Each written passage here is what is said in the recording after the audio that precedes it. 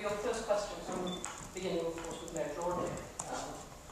What are your short and long-term plans for Dickson Street?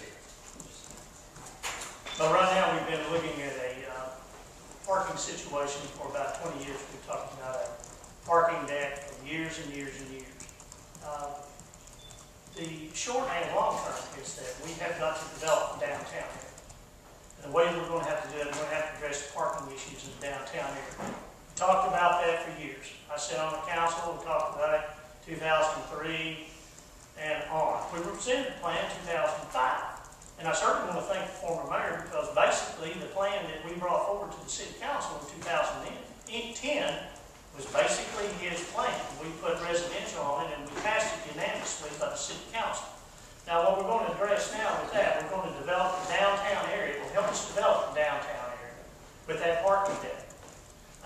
Also, we will be able to take care of the growth of the University of Arkansas, which has grown from 17,000 students over 25,000 students, so that increased the needs for parking. Also, we have another big apartment complex going in Lafayette with about 900 more apartments. Now, I know that they're going to have parking spaces for every apartment, but that means that they're going to have friends, and they're going to come to town, and they're going to need a place to park. And we're providing parking basically, it's 50 cents an hour after 2 p.m., and then after 5, it's $1 an hour with a $5 max. It goes all the way to the next afternoon, 2 p.m. So we discussed that for 6 months. First, I took a resolution to the council, passed a resolution. We spent 6 months talking about it, took it back to the council, passed unanimously, and we took it back in the fall, we took it back in December.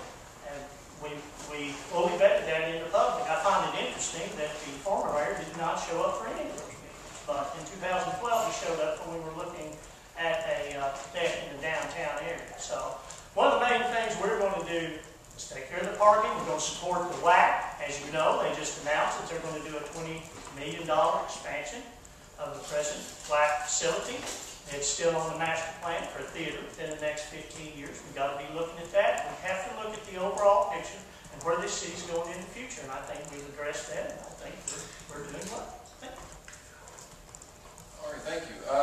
Number one, the 2010 implementation of whatever plan was put down there had none of my fingerprints on it, and it's not true that that was inherited from me. That could not be farther from the truth. Let me tell you what was inherited from me. We went out to the private sector and said we don't want, we didn't want to sink a bunch of public money on a public piece of land and build an ugly parking garage. We were smarter than that. What we wanted to do was develop a uniform parking system. It was reasonable, it wasn't complicated, it was simple. We want to bring in the private sector and let them build our parking garage. They were going to bring in, and this is all in the city records, a 200,000 square foot development. We have 3 bids, a 200,000 square foot development. They were going to build commercial, retail, infill, and live-work units, and a performing arts hall or a museum. And they were going to build all the requisite parking for that, and a 500-place parking deck, all on their own dime. Now, this would have been in private hands at this point, so the private sector would have been building this garage for us. Plus, we'd be getting then property tax, which we won't get if we do this current plan, and sales tax, which we won't get if we do this current plan, and the entire deck would have been hidden by beautiful commercial, well-designed buildings to match the downtown master plan, which we will not get in this plan. This parking system we have in place is not sane. There are about 10 different ways you can get a ticket downtown, and I don't care if people think it's great, it's making money, and everybody's happy. It has not done this town any good, and it's got to be reinvented and streamlined and made where it's simple. We need to make it to where you can park downtown easily. If you want to plug a meter like you do down here, we have one downtown. There's no reason to have 5 downtowns in Fayetteville. It's not that big a town. Why we can't have meters, 1 pole, 2 meters, where you step out of your car, plug a meter if you want to. Quick, easy, simple. Free after 5 o'clock, free on weekends. Why can't we make it just like downtown? It's been 2 years now. There's been no real effort to repair what's been done, and it's driving people crazy down there. Now, the plan for downtown. We need to draw a circle around the Walton Arts Center. I'm guessing 20 acres.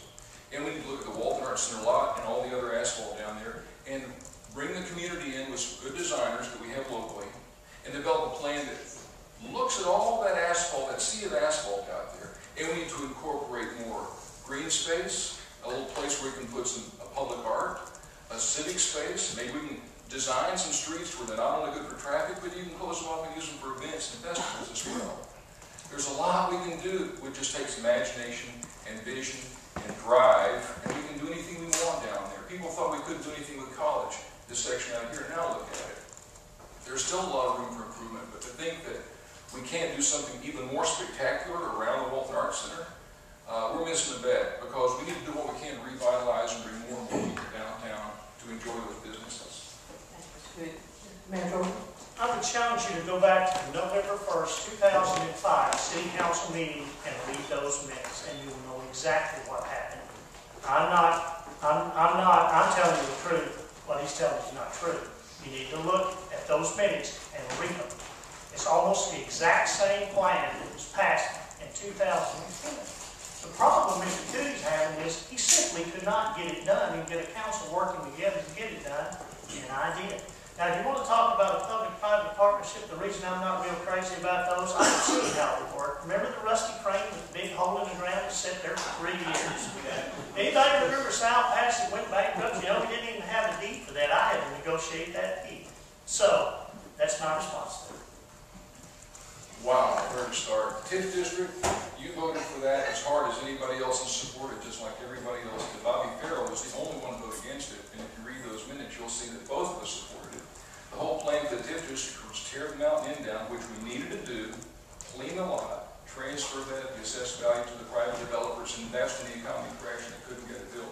It's a shame that hotel never got built there. South Pass, I don't know how anybody could consider a failure of us needing 200 acres, or 150 acres really, of parkland for a park, that instead of us having to go buy and write a check for 150 acres, which would have been a couple $1 million easily, we had 200 acres given to us with $1 million on top of that. They'll be coming when the land around it develops.